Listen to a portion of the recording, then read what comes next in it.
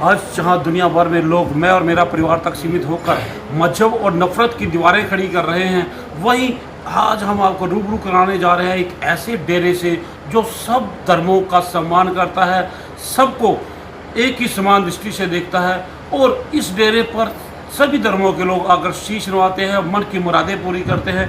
हम आपको पहले मिलाते हैं इस डेरे के जो गद्दी नशीन हैं सैयद इतरत हुसैन जी, जिन्हें डेरा बंदा नवाज का मुख्य गद्दी नशीन है, जो जिन्हें डीवीएन सरकार के नाम से जाना जाता है। नमस्कार डीवीएन महाराज जी, आपका स्वागत है। हमारे साथ यहाँ का प्रबंध देख रहे हैं भूषण काला जी में। भूषण काला जी नमस्कार। डेरे पर किस तरह की व्यवस्था की जाती है, कहाँ कहाँ से लोग आते हैं, सब हम जानेंगे विस्तार से। तो महाराज जी नमस्कार। महाराज जी, आज जब लोग धर्म जाति मजहब की दीवारें खड़ी कर रहे हैं, आप उन दीवारों को तोड़ते हुए यमुनानगर ही नहीं, हरियाणा ही नहीं, देश विदेश में प्यार की खुशबू बढ़ा रहे हैं, तो ये कैसे मुमकिन हुआ और ये कितनी पीढ़ी है? हम अभी आपके यहाँ पर देख रहे थे डेरे में कि कितने ही गद्दी नशीन यहाँ पे रहे हैं जो मोहब्बत का संदेश देते रहे हैं। सबसे पहले तो ये देखिएगा कि आप मैं तमाम देशवासियों को सत श्री अकाल, नमस्कार और सलाम पेश करता हूँ। और उसके बाद में जो हमारे गुरु ख्वाजा सैयद रिफत हुसैन शाह रहमतुल्लाह अलैह, उनके चरणों में मैंने लगभग 30 साल गुजारे हैं। उन 30 सालों के अंदर मुझे गीता भागवत, रामायण, ग्रंथ साहिब और कुरान और बाइबिल का ज्ञान जो है थोड़ा बहुत उनके चरणों में बैठकर मिला है, पहली बात। दूसरी बात यह है कि जब सुबह को वो आरती करते थे तो मैं एक मुस्लिम फैमिली से हूँ, तो मुझे बड़ा अलग सा लगता था कि मतलब ये क्या होता है जब हमारे धर्म के अंदर एक नमाज है और हम उसकी इबादत करते हैं हमारी, वो आरती करते थे, फिर उसके बाद में वो नमाज भी पढ़ते थे और फिर वो वाहिगुरु का जाप भी क्या करते थे, फिर ईसा मसीह की बानियाँ भी पढ़ते थे वो बैठ कर। तो वो सारी जो चीज़ें हैं जब हमें मालूम हुआ कि मतलब ये चीज़ें बहरहाल क्या हैं, तो फिर मुझे ये पता चला कि अगर जो परम पिता परमेश्वर वो वाहिगुरु अल्लाह जो है, उसने तमाम मनुष्य, तमाम कायनात, तमाम संसार की रचना की है, उस रचना के अंदर उसने मनुष्य की भी रचना की है, लेकिन मनुष्य के अंदर ही उसने फिर एक बहुत खूबसूरत चीज़ बनाई है जिसे देवी देवता पीर पैगम्बर कहा जाता है। वो उसकी ख़ास टीम है। तो उसकी जो ख़ास टीम है और वो मुंतखब है, तो उनका कोई धर्म नहीं बल्कि उनका धर्म इंसानियत होता है। फिर हमारे अपने पालने वालों के ऊपर होता है कि हमारे माता पिता मुसलमान हैं, उन्होंने हमें मुसलमान की तरह पाल लिया, आपके पिता माता हिंदू हैं, उन्होंने हिंदू की तरह पाल लिया। लेकिन संत जो पालते हैं वो किसी धर्म के लिए नहीं पालते, बल्कि वो तमाम चीज़ों की इंसानियत के लिए पालते हैं। तो उनके चरणों में जो मुझे ज्ञान मिला है, तो सबसे पहले ज्ञान मुझे ये मिला है कि हमने सिर्फ अपनी भाषाओं के अंदर एक धर्म बनाया और वो धर्म इस कदर मजबूत हो गए हैं कि आज हिंदू और मुसलमान, सिख और ईसाई, इन धर्मों के बीच में बंटवारा हो गया। अगर आप देखिएगा भगवान शंकर जी के बाद में भी कावड़ है, तो तमाम उन लोगों को जिन्होंने जल चढ़ाया, मैं उन्हें बड़ी शुभकामना देता हूँ। अब आप देखिएगा कि ये कावड़, चलिए इस कावड़ के अंदर जो भगवान शंकर जी की अगर बात करें, अगर वो सिर्फ और सिर्फ हिंदुओं के हैं, तो फिर उनका आकार बहुत छोटा हो गया, क्योंकि वो संसार के लिए आए हैं और वो पूरे संसार के अंदर उनकी कृपा है, उनकी रहमत। अब उसे कोई माने ना माने, ये उसके अपनी मकसद की बात है। बात शंकर जी की नहीं, शंकर जी जो उनका मकाम है वो वहीं रहेंगे, मानने ना मानने वाले छोटे बड़े होते रहेंगे, हिंदू मुसलमान होते रहेंगे। इसी तरह अगर हम ईसा मसीह की बात करें, अगर वो ईसा मसीह सिर्फ ईसाइयों के लिए होते हैं, तो फिर वो एक अवतार नहीं है। अवतार जो होता है वो पूरे संसार के लिए आता है और वो प्रेरणा होती है उस परमपिता परमेश्वर की। ऐसा नहीं है कि अब यहाँ आज ये अवतार है तो फिर कल को दूसरा नहीं, ऐसा नहीं है। ये अवतार बहुत उसमें टाइम में जन्म ले, जब भी ये कलयुग और मतलब ये कलयुग चल ही रहा है, जब भी बुराई बिल्कुल आखिरत पर आ जाएगी, जब भी जो है ना एक अवतार जन्म लेगा और वो किसी रूप में लेगा। तो यही मोहम्मद साहब की बात है। अगर मोहम्मद साहब को मुसलमान ये कहते हैं कि बस वो हमारे ही लिए आए हैं, तो लेकिन मोहम्मद साहब का दायरा बहुत छोटा है। मोहम्मद साहब रहमतुल्लिल आलमीन बन गया, वो पूरे संसार के लिए। अब उन्हें कोई माने ना माने वो उनका मसला नहीं है। मोहम्मद साहब की जो पदवी है वो आखिरी ज़मा है और आखिरी नबी है, आखिरी अवतार वो है, तो वो वहीं रहेंगे। अब उन्हें कोई मानने वाला ना मानने वाला, उसमें मुसलमान माने हिंदू माने ना माने, उनके सेहत पर कोई असर नहीं पड़ता।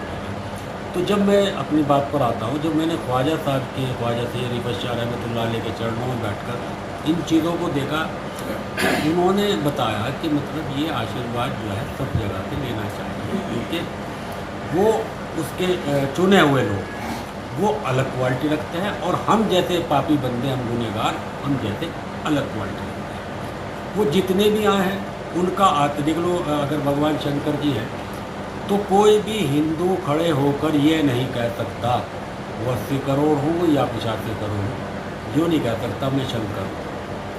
भगवान राम का नाम लेकर कोई भी हिंदू नहीं कह सकता कि मैं राम हूँ या मैं राम का अवतार हूँ। क्यों? वो ताकत अलग है। जबकि हिंदू समाज मतलब 85 करोड़ 90 करोड़ हमारे देश के अंदर होंगे, लेकिन कोई नहीं कहता। ये कह सकते हैं कि हम शिव के भक्त हैं, हम राम के भक्त हैं, लेकिन ये नहीं कह सकता कि मैं राम हूँ। इसी तरह कोई भी मुसलमान मोहम्मद साहब की शान पर उंगली नहीं उठाता, ठीक है। वो मोहम्मद रज़ा, मोहम्मद उस्मान, मोहम्मद साजिद, मोहम्मद ये तो लगा सकता है, लेकिन ये नहीं कह सकता कि मैं अवतार हूँ या कुछ, वरना फ़ौरन ही उसका जो रिएक्शन है वो फ़ौरन उसको आ जाएगा। तो मैंने जब उनके चरणों में बैठकर इन चीज़ों को देखा तो मैंने रामायण को लगभग 12 दफ़े पढ़ा। तो मुझे कहीं भी किसी मुसलमान के बारे में, किसी ईसाई के बारे में, किसी के बारे में कुछ भी नहीं मिला उसके अंदर।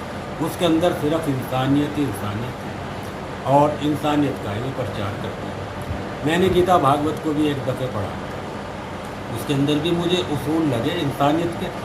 अगर हम इन ग्रंथों को अपने जीवन के अंदर अपनाएं तो हम हिंदू और मुसलमान नहीं बनेंगे, बल्कि हम एक बहुत अच्छे उसूल डिसिप्लिन वाले मनुष्य बनेंगे, बंदे बनेंगे। और जिसका डिसिप्लिन नहीं है वो इंसान कहलाने के लायक होता है।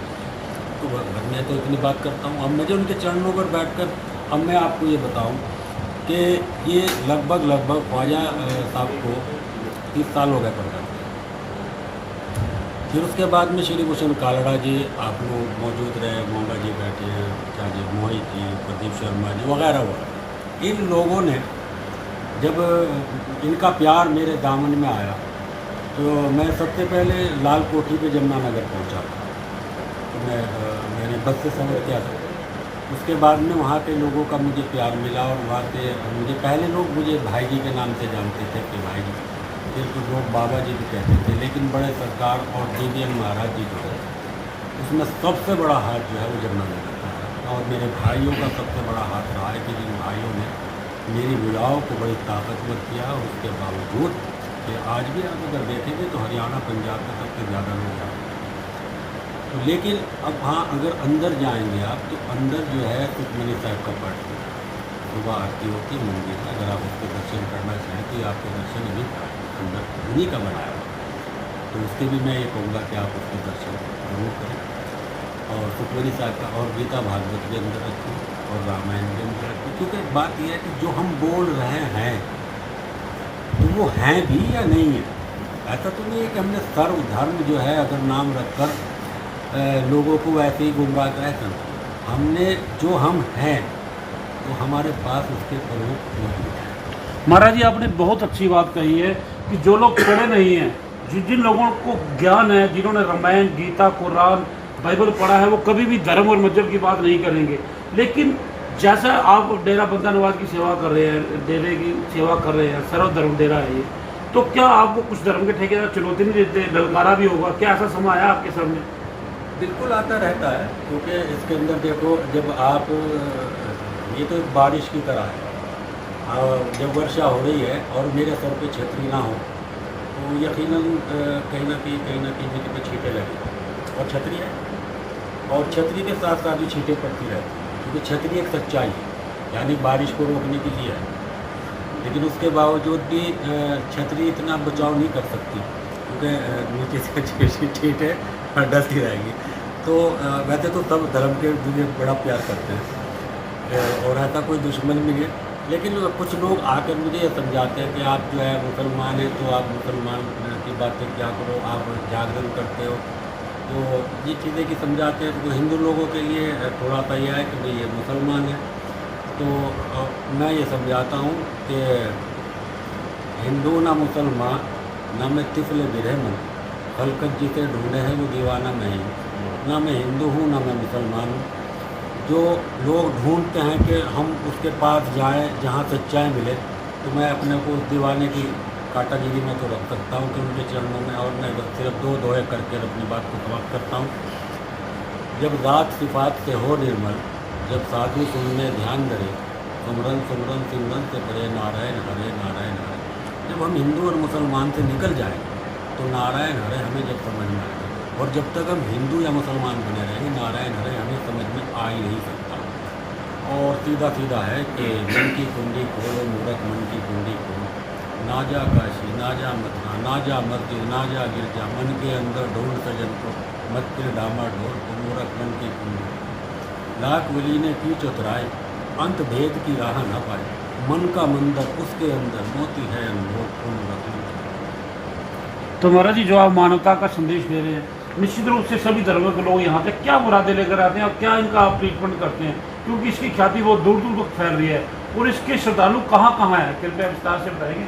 देखिए, वैसे तो ये है कि श्रद्धालुओं का जहाँ तक ताल्लुकात है तो उसके अंदर हिंदुस्तान के अंदर जैसे मुंबई है, कनाडा है, कर्नाटक वगैरह में, और ये इसके बाद में दुबई के अंदर बहुत खास इसके अंदर है, और सिंगापुर में भी है, और ऑस्ट्रेलिया में भी है, सचिन जी वगैरह है, ठीक है जी, सचिन जी वगैरह है, और मतलब कनाडा के अंदर बिट्टू जी है, और बहुत इस तरह के सब जगह। अमेरिका के अंदर है मरियम है, और उनके यहाँ से फ़ोन पे लोग आते रहते हैं, उधर जो है ना मैसेज वगैरह भी करते रहते हैं, तो खुद की बातें हैं। और जो भी अब रही बात हमारा मिशन क्या है, मैं उस मिशन को आपको बता देता हूँ। हमारा मिशन सिर्फ ये है, हमें तावीज़ गंडों में नहीं उलझाना है। हमें जो ज़रा सी गलत फहमियों के अंदर लोग आ गए हैं, जैसे मिसाल के बतौर हिंदू है वो कट्टरवाद की तरफ चल रहा है, तो हमें उसकी कट्टरवादता को खत्म करना है। मुसलमान है तो मुसलमान कट्टरवादता की तरफ चल रहा है, हमें उसकी कट्टरवादता को ख़त्म करके हम उसे कहते हैं कि हम भाई हैं सब। क्योंकि देखो, मैं आपसे एक चीज़ बता देता हूँ, हर चीज़ का उन्होंने जोड़ा बनाया उस परमपिता पर, उसी जोड़ों से दुनिया चल रही है। भाई अगर भैंस है तो भैंस का जोड़ा भेजा होगा जो भैंसें चल रही हैं, गाय है तो गाय का जोड़ा भेजा, इसी तरह मनुष्य का जोड़ा। तो अब ये तो है नहीं कि हिंदू मनुष्य का जोड़ा अलग भेजा और मुसलमान मनुष्य का जोड़ा अलग भेजा, तो ये तो हमारे मोटी सी इस बुद्धि के अंदर आ जानी चाहिए। उसने एक जोड़ा बनाया होगा, चाहे उसे भोला पार्वती का, चाहे आदम और हव्वा का, ये अपनी अपनी मर्जी की बात है, इसमें कोई वो नहीं है, लेकिन उसने जोड़ा बनाया। हिंदू के अंदर अगर बात करें तो भोला पार्वती, मुस्लिम के बात करें तो आदम और हव्वा, तो इससे आदमी चलिए। तो मेरा मकसद यह है कि एक जोड़ा उसने भेजा, अब वो अपने अपने रूप तक उसी पकड़े, उसी जोड़े से हम तमाम दुनिया चले। अब आप चाहे हिंदू बने रहें या मैं मुसलमान बने रहूँ, वो हमारी अपने विचारों का झगड़ा है, लेकिन हैं भाई भाई हो, और भाई भाई रहेंगे। भाइयों में थोड़ी बहुत ही हो जाती है, बंटवारे पे सटवारे पे इन चीज़ों पे हो रही है, लेकिन भाई भाई रहे।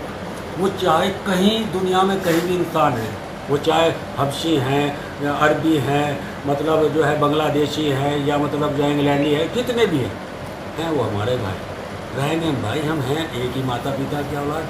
इसी के बाद में जय हिंद जय भारत, धन्यवाद। धन्यवाद। तो ये थे महाराज DVN महाराज जी। ऐसी शख्सियतों से हम आपको फिर से रूबरू कराते रहेंगे। तब तक के लिए इजाज़त। दैनिक सवेरा TV के लिए यमुनानगर से राकेश भारतीय।